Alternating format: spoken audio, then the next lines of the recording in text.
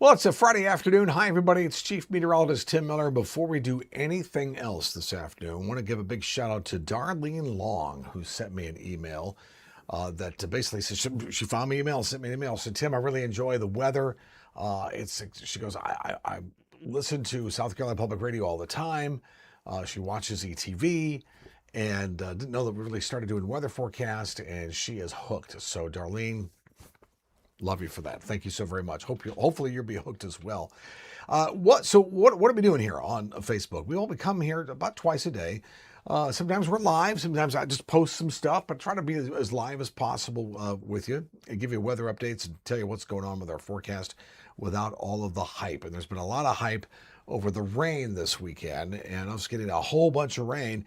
And we're going to get a decent amount of rain, but I really don't think as much as first anticipated. So here's current setup this afternoon. Whatever time you're watching this, this will carry us into the evening hours.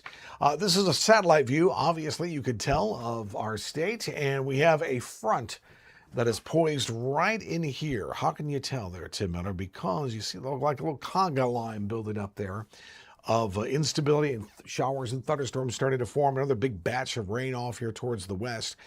More instability here. And why is that? Because you've got sunshine. Sunshine this time of year is like if you had a grill, right, and plenty of lighter fluid, what do you need to light it? You need a match. What's hot? The sun. Boom. Put your sun on. There you go. Firing up showers and thunderstorms. Really, weather is just that simple when it comes down to it. Let's get to the radar, and I'll show you what we're talking. Well, before we do that, let me show you this real quick. This is off our radar, off the SCETV website, scetv.org. Notice all these little green areas here. This is a flash flood watch. That means that conditions are favorable for the development of flash flooding. And flash flooding is just that. Something that can happen in a flash, happen very quickly because you have a quick amount of rain that falls from the sky, and you end up with flooding that can happen rapidly. So here we have a flash flood watch basically from Columbia towards the PD and towards the Grand Strand, just to the south of Charleston.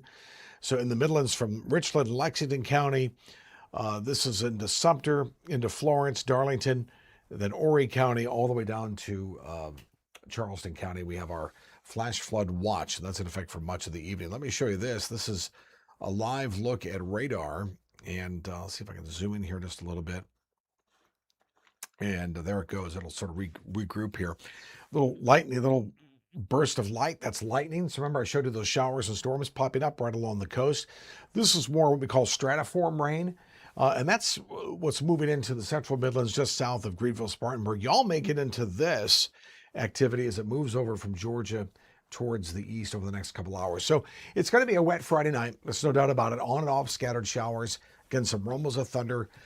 Some of that rain can be heavy at times. So you've got plans for tonight. Just be prepared for the rain, really from about this afternoon till about a little after midnight. And then some more rain tomorrow before it starts to rain itself out by late Saturday afternoon into the evening. And then we'll have some decent weather, I think, as we get towards the weekend, at least more of a summertime pattern. So here's how it is as of 2 o'clock. This pretty much, let's go to the radar. So this is a model. So there is the model, right? Right here, there's the radar.